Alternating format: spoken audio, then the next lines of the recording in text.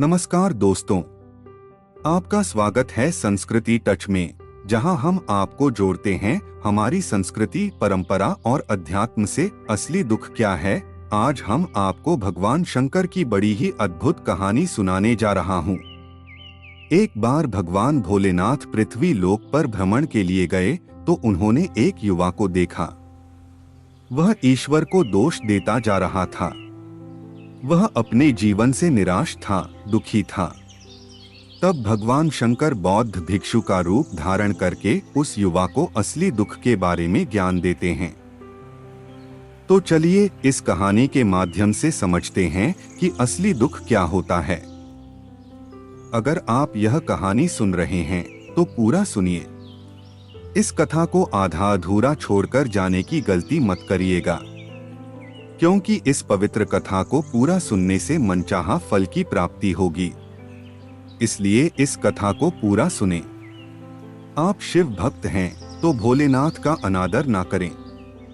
सुख और दुख एक ही सिक्के के दो पहलू हैं। ये बात तो आपने सुनी ही होगी।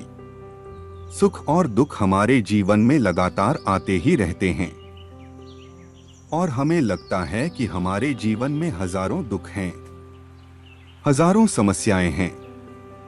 लेकिन अगर आप वास्तविक तौर पर देखें, अगर आप इस बात को अच्छी तरह से समझें, तो आप ये समझ पाएंगे कि हमारे जीवन में केवल एक ही दुख होता है।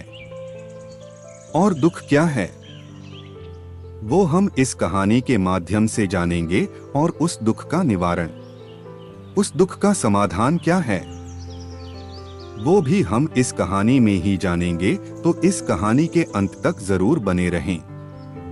लेकिन वह उनकी एक नहीं सुनता था। उसके घर वाले दूसरों का उदाहरण देकर उसे ताने मारते थे, उसे तरह तरह की बातें कहते थे, लेकिन उसे कोई फर्क नहीं पड़ता था।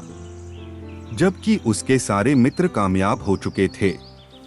कोई अच्छा व्यापार कर रहा था तो कोई अच्छी नौकरी कर रहा था, जिस कारण जब भी वो लोग मिलते तो वे लोग अपनी बढ़ चढ़ कर बढ़ाई किया करते। लेकिन सोनू कुछ नहीं करता था, जिस कारण जब भी कोई उससे पूछता कि तुम क्या कर रहे हो तो वह कुछ नहीं कह पाता। उससे यह कहने में बहुत शर्म महसूस होती थी कि वह कुछ नहीं करता। वो हमेशा सबसे केवल एक ही बात कहता था कि मैं कोशिश कर रहा हूँ, लेकिन उसकी कोशिशों का कोई भी फल किसी को नजर नहीं आ रहा था। देखते ही देखते अब ऐसा समय आ चुका था कि सोनू सभी से मुंह छिपाता फिरता ताकि कोई उसे यह न पूछ ले कि तुम क्या कर रहे हो, जिस कारण वो कभी किसी के सामने भी नहीं आता था। धीरे धीरे उसका मन दुखी होने लगा था। वह बहुत निराश रहने लगा था। उसे अब ऐसा प्रतीत होता था मानो वह इस धरती पर बोझ है, जिस कारण वो अपने आप को बहुत अकेला महसूस करता, बहुत तन्हा महसूस करता। एक दिन तो उसके मन में ये भी विचार उत्पन्न होने लगे कि मेरे हाथों में कुछ नहीं है तो मैं क्या कर सकता हूँ। अकेले बैठकर वह रोता रहा और भगवान को दोष देता रहा। एक दिन छिपता छिपाता वह घर से निकलकर कहीं जा रहा था। तभी उसने रास्ते में देखा कि एक बौद्ध भिक्षु लोगों को प्रवचन दे रहे हैं और प्रवचन में वह दुख की बातें कर रहे हैं। सोनू कुछ देर के लिए अपना मुंह छिपाकर वहीं पर खड़ा हो गया ताकि उसे कोई देख न ले, और चुपचाप वह उन भिक्षु की बातें सुन रहा था। बौद्ध भिक्षु सभी को प्रवचन में कह रहे थे कि दुख हमारा सबसे बड़ा साथी है। हमें दुख अपने जीवन के बारे में समझाता है और हमें सही जीने का तरीका बताता है। यह हमारे गुरु की तरह है जिससे हमें सीखना चाहिए। आप चाहें तो अपने जीवन में अपने दुखों को अपना गुरु बना सकते हैं और उससे सीख सकते हैं, या फिर आप चाहें तो अपने दुखों पर बैठकर रो सकते हैं, लेकिन इससे आपको कोई लाभ नहीं मिलेगा, बल्कि आप दिन ब दिन और कमजोर होते जाएंगे, निराश होते जाएंगे। सोनू छिप छिप कर उन बौद्ध भिक्षु की ये सारी बातें सुन रहा था। जैसे ही उपदेश खत्म हुआ वह उन बौद्ध भिक्षु के पास पहुंचा। उन्हें प्रणाम करके वह कहता है, हे महात्मा, अभी आप कुछ देर पहले दुख को गुरु बता रहे थे। आप कह रहे थे कि दुखों से हमें सीखना चाहिए, हमें उन्हें अपना गुरु बनाना चाहिए। लेकिन मैं भी तो अपने दुखों से परेशान हूँ, अपने जीवन से परेशान हूँ। मैंने अब तक जो दुख झेला है, मुझे तो कभी ऐसा प्रतीत नहीं हुआ कि मेरे दुख मुझे कुछ सिखा रहे हैं, बल्कि मुझे तो हमेशा यही लगता है कि वो मुझे पीड़ा दे रहे हैं, तकलीफ दे रहे हैं। पर दुख की पीड़ा बहुत भयंकर होती है। ऐसा लगता है अब इसके बाद हमारा जीवन समाप्त हो जाएगा, इसके बाद हमें कुछ नहीं मिलने वाला, और यहाँ तक कि हमें मृत्यु भी उसके सामने कम लगती है। जब लोग ताने मारते हैं, जब लोग यह कहते हैं कि तुम क्या कर रहे हो, तो मन को बहुत ठेस पहुँचती है, और मैं उनसे कुछ नहीं कह पाता। सोनू की यह सारी बातें सुनकर वो बौद्ध भिक्षुक सोनू से कहते हैं, बेटा तुम्हें क्या दुख है और तुम दुख के बारे में ऐसी बातें क्यों कर रहे हो। सोनू ने अपने ऊपर बीती हुई सारी बातें उन बौद्ध भिक्षुक को बता दी और कहने लगा, हे महात्मा, क्या आपके पास मेरे दुख का कोई समाधान है। सोनू की यह बात सुनकर वो बौद्ध भिक्षु मुस्कुराने लगे और सोनू से कहते हैं, बेटा जब तुम्हारे जीवन में कोई असली दुख है तब तुम मेरे पास आना, मैं इसका समाधान तुम्हें अवश्य बताऊंगा। उन बौद्ध भिक्षु की यह बात सुनकर सोनू थोड़ा सा अचरज में पड़ गया। उसे यह समझ नहीं आ रहा था कि क्या उसने अब तक जो दुख झेला है वह असली दुख नहीं है। उसने जो अब तक पीड़ाएं सही हैं, जो ताने सहे हैं, जो तकलीफें उठाई हैं, क्या वह असली दुख नहीं है। आगे वह मन ही मन अपने आप से कहता है कि जब मुझे मेरे अपने नहीं समझ पाए तो यह बौद्ध भिक्षु मुझे क्या समझेंगे। इतना सोचकर वह वहां से चला गया। सभी लोगों के ताने सुन सुनकर सोनू बहुत थक चुका था। वह बहुत निराश हो चुका था, जिस कारण उसने निर्णय लिया कि वह अब कुछ करके दिखाएगा। उसने अपने पिता से थोड़ा सा रुपया लिया और उस रुपया से उसने एक व्यापार शुरू किया। उसके पिता बहुत खुश थे कि कम से कम मेरा बेटा कुछ करने का प्रयास तो कर रहा है, लेकिन उसे व्यापार में कोई सफलता नहीं मिल रही थी, जिस कारण वह बहुत ही हताश हो चुका था। वह बहुत निराश हो चुका था। उसे ये समझ नहीं आ रहा था कि वह क्या करे, किस तरह से अपने व्यापार को आगे बढ़ाए। तभी उसके पिता ने उससे कहा, कोई बात नहीं, इसी तरह से प्रयास करते रहो, आज नहीं तो कल सफलता अवश्य मिलेगी। सोनू ने अपने पिता की बात मानी और अपने व्यापार में और भी कड़ी मेहनत करने लगा। धीरे धीरे उसे सफलता मिलने लगी और फिर उसने रफ्तार पकड़ ली। देखते ही देखते केवल 3 सालों के अंदर वह एक बहुत बड़ा व्यापारी बन गया। अब उसके पास धन दौलत की कोई कमी नहीं थी। लोग जो उसे पहले नापसंद किया करते थे, अब उसे पसंद करते थे, उसकी चिंता करते थे, उसके कार्यों की सराहना करते थे। उसके माता पिता भी अब अपने बेटे से बहुत खुश थे और उसकी सफलता से वे अत्यंत प्रसन्न थे। धीरे धीरे सोनू के मित्रों की संख्या लगातार बढ़ती जा रही थी। सोनू के कुछ मित्रों ने उसे यह भी सलाह दी कि उसे अपना व्यापार और तेजी से बढ़ाना चाहिए, उसे और फैलाना चाहिए। जब तुम आज केवल इस नगर के सबसे बड़े व्यापारी हो तब तुम इतना खुश हो, तुम्हारे साथ यह सारे लोग हैं। वहीं पर तुम सोचो कि जब तुम इस राज्य के सबसे बड़े व्यापारी बन जाओगे तब तुम्हारे यहाँ पर लोगों की भीड़ लग जाएगी। लोग तुमसे मिलने के लिए समय निकालेंगे। यहाँ तक कि इस राज्य का राजा भी तुमसे मिलना चाहेगा, तुम्हारी तारीफ करेगा, और यदि कभी ऐसी जरूरत आन पड़ी तो वह तुमसे धन भी उधार लेने के लिए अवश्य आएगा। सोनू को अपने दोस्त की यह बात बहुत पसंद आई। सोनू ने सोचा कि मेरे मित्र सही कह रहे हैं, मुझे अपने व्यापार को और बड़ा करना चाहिए और फैलाना चाहिए, तभी तो हर कोई मेरे बारे में जान सकेगा, हर कोई मुझे पहचानेगा। उसने बिना देरी किए, अपने समय को बिना गवाए अपने व्यापार में और मेहनत करने लगा। लेकिन अब की बार उसके मन में धैर्य नहीं था। जिस कारण उसने कुछ अनुचित कदम उठाए ताकि उसका व्यापार जल्दी से जल्दी और बड़ा हो जाए। उसने कई लोगों से अधिक मात्रा में धन उधार ले लिया, जिससे उसके ऊपर अब काफी ऋण हो चुका था। और इतना ही नहीं, वो यहाँ पर नहीं रुका। उसने अधिक से अधिक मुनाफा कमाने के चक्कर में अपने माल की गुणवत्ता को भी खराब कर दिया, जिससे अब उसके माल में वह बात नहीं रह गई थी। लेकिन वह अपने मित्रों की बात सुनता रहा, जैसा उसके मित्र कहते थे वह वैसा ही करता चला जा रहा था। यहाँ तक कि उसने अपने व्यापार को और भी तीव्रता से बढ़ाने के लिए अपने दूसरे छोटे व्यापारियों के खिलाफ षड्यंत्र भी रचने शुरू कर दिए, जिस कारण उसके मन में अब पहले जैसा वह सुकून नहीं था। उसे अब रातों को नींद नहीं आती थी। वह केवल एक ही विचार में लगा रहता था कि किस तरह से उसका व्यापार पूरे राज्य में फैल जाएगा और वह इस राज्य का सबसे बड़ा व्यापारी बन जाएगा, जिस कारण वह दिन रात केवल इसी मेहनत में लगा रहता। वह उसका व्यापार जल्दी से जल्दी और बड़ा हो जाए। हालांकि उसके पास अब सब कुछ था, धन दौलत, अच्छा घर गाड़ी, नौकर चाकर, सभी सुख सुविधाएं। लेकिन उसके बावजूद भी वह उन चीजों का लाभ नहीं उठा पा रहा था, क्योंकि उसका पूरा ध्यान केवल अपने व्यापार को और उन्नति पर ले जाना था। एक दिन सोनू अपने रथ पर बैठकर एक मार्ग से होकर गुजर रहा था। तभी रास्ते में उन्हें गुरुवर का आश्रम पड़ा।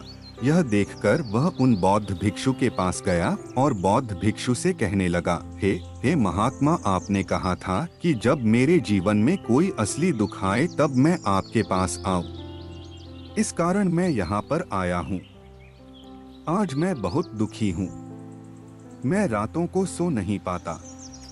मेरे पास सब कुछ होते हुए भी मैं उनका लुत्फ नहीं उठा पाता। उसने अपनी सारी बातें एक एक करके उन बौद्ध भिक्षु को बता दी। तभी वह बौद्ध भिक्षु सोनू से कहते हैं, बेटा, जब तुम पहली बार आए थे तब भी तुम बहुत दुखी थे, लेकिन तब तुमने अपने दुख से क्या सीखा था? इसके जवाब में सोनू उन बौद्ध भिक्षु से कहता है कि महात्मा, जब मैं अपने जीवन में कुछ नहीं कर पा रहा था तब मैंने अपने दुखों से यह सीखा था कि केवल सोचने मात्र से कुछ नहीं होगा।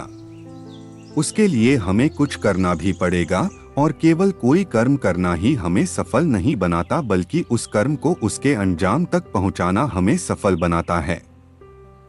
फिर चाहे रास्ता कैसा भी हो, फिर चाहे परिस्थितियां कैसी भी क्यों न हो, फिर चाहे कितनी ही बाधाएं आपके रास्ते में क्यों न आ जाएं, चाहे ऐसा क्यों न लगने लगे कि अब आपके जीवन में कुछ नहीं बचा और आप कुछ नहीं कर सकते, तब भी हौसला बनाए रखो।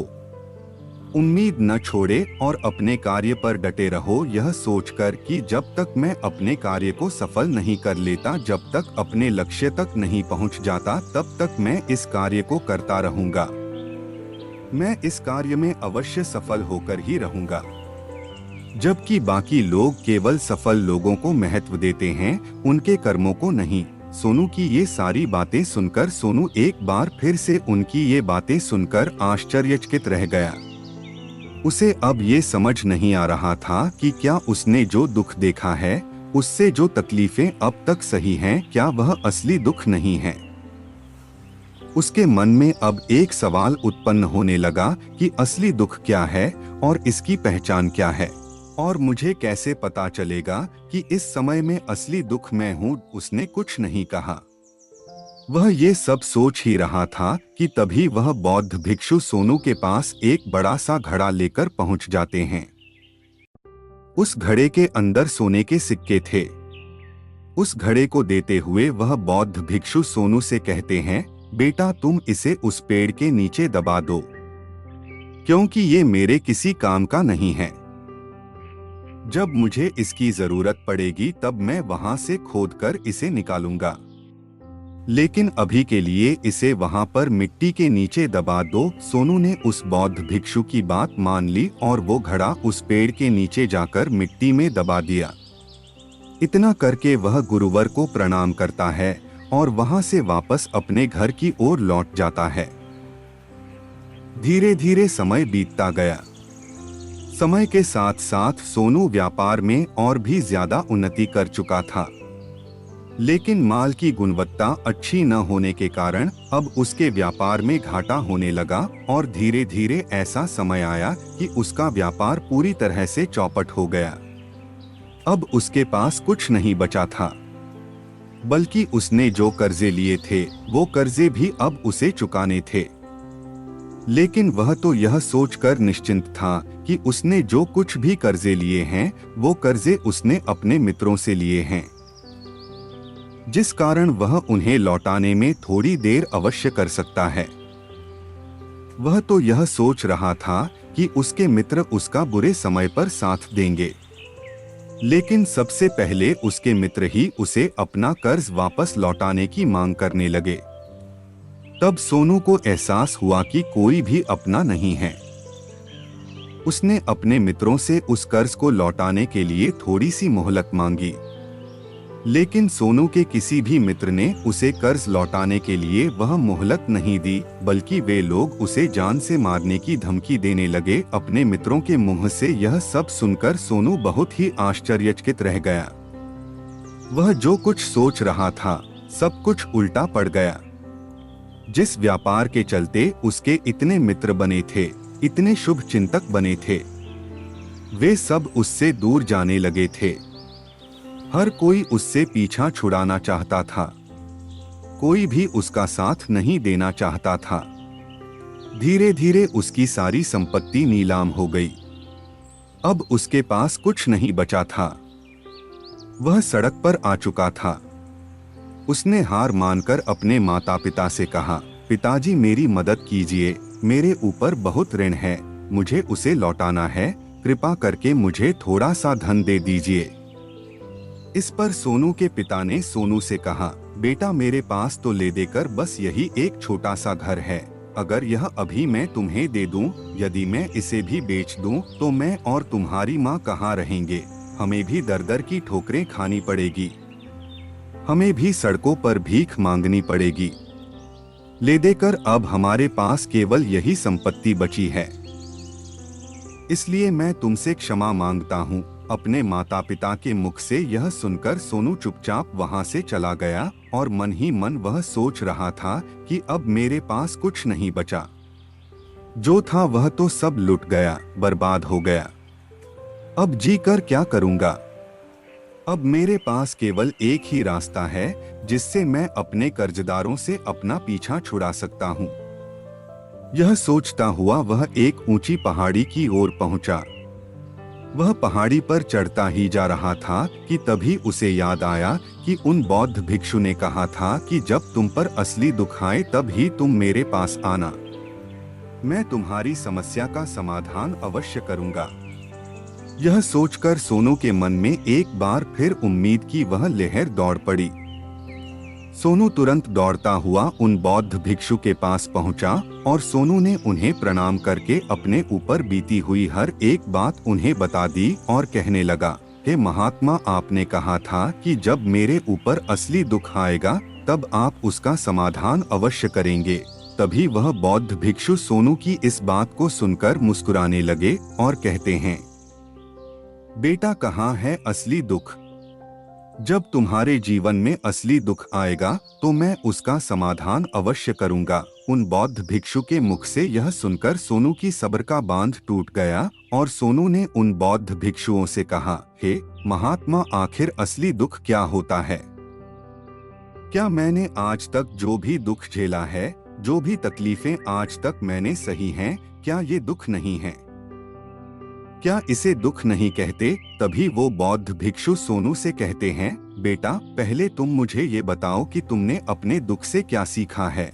इसका जवाब देते हुए सोनू उन बौद्ध भिक्षु से कहता है, हे महात्मा, मैंने तो यही देखा है कि जो लोग तुम्हारी तरक्की में तुम्हारा पीछा करते हैं, तुम्हारे साथ जुड़ते हैं, वो लोग तुम्हें अवश्य धोखा देंगे, क्योंकि ऐसे लोग बुरे समय पर तुम्हारा साथ नहीं देने वाले बल्कि तुम्हारा फायदा उठाने का ही वह प्रयास करेंगे। इसलिए ऐसे लोगों पर भरोसा न करें। बल्कि जो लोग तुम्हारी असफलता के समय पर, तुम्हारे बुरे समय पर तुम्हारे साथ खड़े हैं, वही तुम्हारे असली मित्र हैं और वही तुम्हारे साथ रहते हैं। और ऐसे लोग तुम्हें बहुत कम मिलते हैं, और जिन्हें भी ऐसे लोग मिलते हैं उन्हें हमेशा उनकी कदर करनी चाहिए। आगे सोनू उन बौद्ध भिक्षु से कहता है कि जब तुम कोई कार्य कर रहे हो तो उसे पूरी ईमानदारी से करो, धैर्य रखो, लालच न करो और अपने लक्ष्य तक पहुंचने के लिए किसी के लिए भी कोई षड्यंत्र न रचो, क्योंकि ऐसा करने से तुम्हारे साथ ही बुरा होगा और तुम्हें हमेशा नुकसान में रहोगे। सोनू की ये सारी बातें सुनकर बौद्ध भिक्षु उस पेड़ के पास पहुंचे। उन्होंने गड्ढा खोदा और वह घड़ा निकालकर उस सोनू के हाथ में थमा दिया जिसमें सोने के सिक्के भरे हुए थे। वह घड़ा सोनू के हाथ में थमाते हुए उन बौद्ध भिक्षुओं ने कहा, लो इसे पकड़ो और जब तुम्हारे जीवन में असली दुख आए तब तुम मेरे पास आना, मैं इसका समाधान अवश्य करूंगा। सोनू अभी बड़ी अचरज में था। उससे यह समझ नहीं आ रहा था कि आखिर ये असली दुख है क्या। लेकिन उसने अपने हाथों में पड़े हुए उस घड़े को देखा जिसके अंदर सोने के सिक्के थे। ये देखकर उसे मन ही मन ये लगा कि चलो अब तो थोड़ी सी राहत अवश्य हो जाएगी, मैं अपने मित्र का वो कर्ज लौटा सकूंगा और एक नया व्यापार भी फिर से आरंभ कर सकूंगा। जिस कारण उसने उन बौद्ध भिक्षुओं को प्रणाम किया, उनका धन्यवाद किया और वहां से चल पड़ा। सोनू ने उस सोने के सिक्कों से सभी का कर्ज लौटा दिया और अपने लिए एक बार फिर से नया व्यापार शुरू किया। व्यापार छोटा था लेकिन अब की बार सोनू बहुत खुश था। उसने पूरी ईमानदारी, मेहनत और लगन के साथ अपने व्यापार पर काम किया और देखते ही देखते एक बार फिर से वह एक बड़ा व्यापारी बन गया। लेकिन अब की बार वह बहुत खुश था, क्योंकि इस बार उसने कोई लालच नहीं किया, नहीं किसी के लिए षड्यंत्र रचा, बल्कि उसने पूरी ईमानदारी और मेहनत के साथ अपने व्यापार पर काम किया। लेकिन जैसे जैसे आप धनी होते जाते हैं, जैसे जैसे आप अमीर बनते जाते हैं, आपके मन में एक डर और उत्पन्न होने लगता है, और वह अपनी दौलत को खो देना, जिस कारण आप लोग दान करना शुरू कर देते हैं, पुण्य करना शुरू कर देते हैं। और फिर से सोनू के जीवन में एक और दुख उत्पन्न हुआ। अब की बार उसके माता और पिता दोनों की मृत्यु हो गई। सोनू अपने माता पिता से बहुत प्रेम करता था, जिस कारण उसके मन को बहुत गहरा आघात पहुंचा। जब आखिरी बार वह उन्हें देख रहा था तो उसके मन में हजारों सवाल उत्पन्न होने लगे। वह अपने घर लौटा। घर लौटकर उसने देखा कि जिस संपत्ति के लिए वह हमेशा लड़ते झगड़ते रहते थे, आज उसकी देखभाल के लिए कोई नहीं था। उसके माता पिता ने जो भी मेहनत की, जो भी अपने जीवन में इकट्ठा किया, सब यहीं रह गया। लेकिन अब सब कुछ खत्म हो चुका था और सोनू का मन अब बहुत बेचैन हो रहा था। उसके मन में हजारों सवाल उत्पन्न हो रहे थे और वह अपने आप को बहुत अकेला महसूस कर रहा था। उसे बहुत खाली सा महसूस हो रहा था। उसने इधर उधर देखा लेकिन उसे कुछ समझ नहीं आया। तभी उसे उन बौद्ध भिक्षु की याद आई। वह तुरंत ही भागा भागा उन बौद्ध भिक्षु के पास पहुंचा। उसे देखते ही उन बौद्ध भिक्षु ने सोनू से सवाल किया और कहा, क्या बात है बेटा, क्या कोई फिर से दुख आन पड़ा है? तभी सोनू ने कहा, नहीं गुरुदेव, अब तो सब ठीक है, लेकिन आज मेरे माता पिता की मृत्यु हो गई और मैं बहुत अकेला महसूस कर रहा हूँ। मैं बहुत दुखी महसूस कर रहा हूँ, जैसे कुछ खाली सा है, जैसे कुछ अकेलापन सा। तभी वह बौद्ध भिक्षु सोनू से कहते हैं, बेटा, इसमें दुखी होने वाली बात क्या है? यह तो जीवन है। एक दिन तो सभी को जाना है। यहाँ पर कोई भी रहने नहीं आया और ना ही कोई रहेगा। हम सब एक न एक दिन मृत्यु को प्राप्त हो ही जाएंगे और मृत्यु कब आएगी यह किसी को नहीं पता। हो सकता है कि तुम्हारी मृत्यु कल ही हो जाएगी या फिर आज और अभी। यह सुनकर सोनू आश्चर्यचकित रह गया। उसने उन बौद्ध भिक्षु से कहा, हे महाराज, आप ये क्या कह रहे हैं? मैं तो अभी जवान हूँ और मुझे तो अभी अपनी पूरी उम्र जीना है। मैं तो जीना चाहता हूँ, कुछ करना चाहता हूँ, और आप कह रहे हैं कि मैं कभी भी मृत्यु को प्राप्त हो सकता हूँ। इस पर वो बौद्ध भिक्षु सोनू से कहते हैं, बंदे, इस भ्रम में मत रहना कि मृत्यु केवल बूढ़े को आती है। बूढ़ों के सामने तो उनके जवान बच्चे तक मर जाते हैं। मृत्यु कभी किसी की उम्र देखकर नहीं आती और ना ही किसी को बताकर आती है। उन बौद्ध भिक्षु के मुख से ये सारी बातें सुनकर सोनू और भी ज्यादा बेचैन हो गया और वो चुपचाप वहां से चला गया। उसके मन का वो खालीपन अभी वैसे ही था। वह अभी अपने आप को बहुत अकेला महसूस कर रहा था। उसके बाद से उसका मन अपने व्यापार में भी नहीं लगता।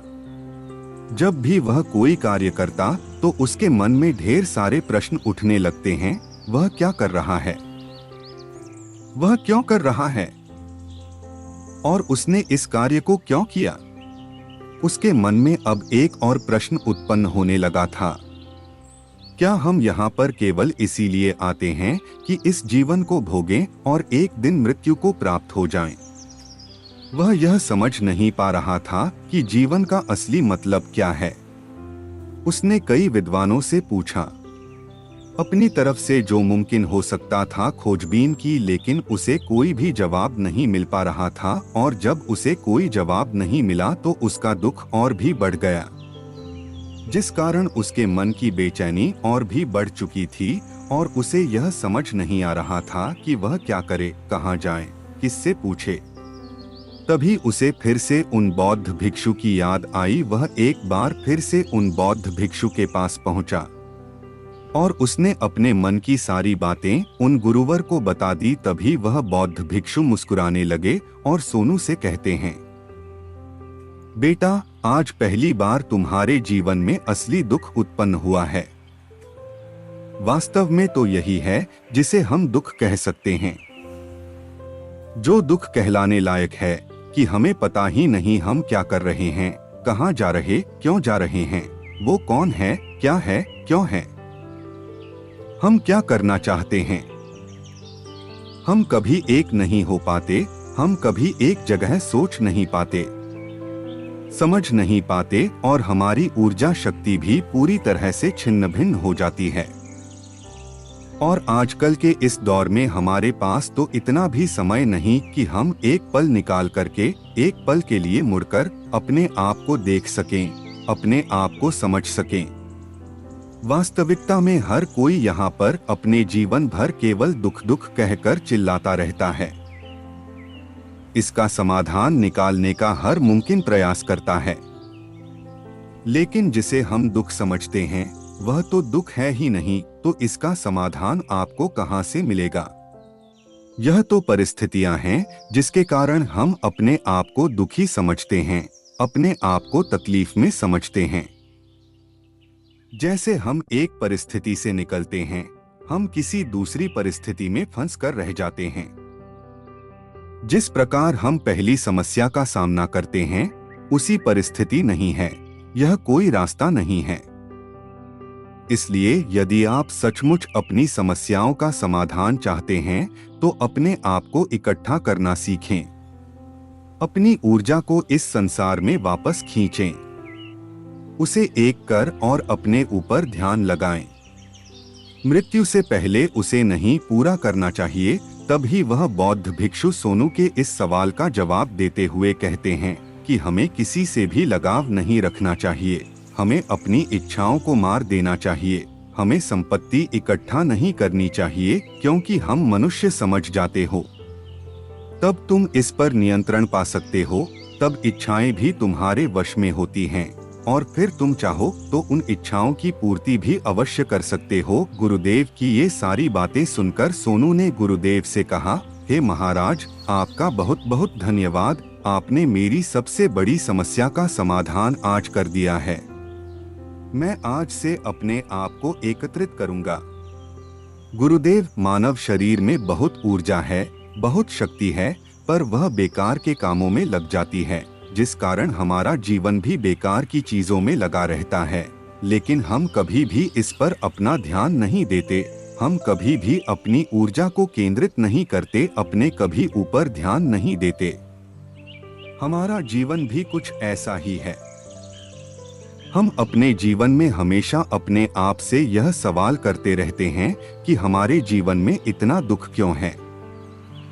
हम सभी के मन में यह सवाल तो अवश्य ही उठता है, और इसका जवाब है कि वह ईश्वर यह चाहता है कि हम अपने जीवन के अंतिम दुख तक पहुंच सकें, उस गहराई तक पहुंच सकें जहां पर हमें यह पता चल सके कि हमने अभी तक अपने आप को नहीं जाना, अपने आप को नहीं पहचाना। मानव शरीर के अंदर जो ऊर्जा है, जो शक्ति है, उसके बारे में हम अभी तक नहीं जानते। हम अपने आप को चाहे तो एकत्रित कर सकते हैं, अपने आप पर नियंत्रण पा सकते हैं, लेकिन हम अपनी इस ऊर्जा का बेअर्थ उपयोग करते रहते हैं, व्यर्थ की चीजों में लगा देते हैं, जिस कारण हम अपने आप को कभी नहीं पहचान पाते और ना ही कभी अपने आप पर नियंत्रण पा सकते हैं। लेकिन यदि आप अपने आप को जानना चाहते हैं, अपने आप को पहचानना चाहते हैं, तो पहले आपको खुद को एकत्रित करना होगा, अर्थात ध्यान लगाना होगा। ध्यान से ही आप अपने दुखों की उन समस्याओं का समाधान निकाल सकते हैं, और तब ही आप अपने आप को पहचान सकते हैं, जान सकते हैं और अपने जीवन के हर दुखों का समाधान भी कर सकते हैं। इस वीडियो को बोलते समय कोई त्रुटि हो तो मैं क्षमा चाहता हूँ। उम्मीद है आप सभी को ये वीडियो अच्छी लगी होगी। अगर आप शिव के सच्चे भक्त हैं तो चैनल को सब्सक्राइब और वीडियो को लाइक करके कमेंट में हर हर महादेव लिख दीजिए।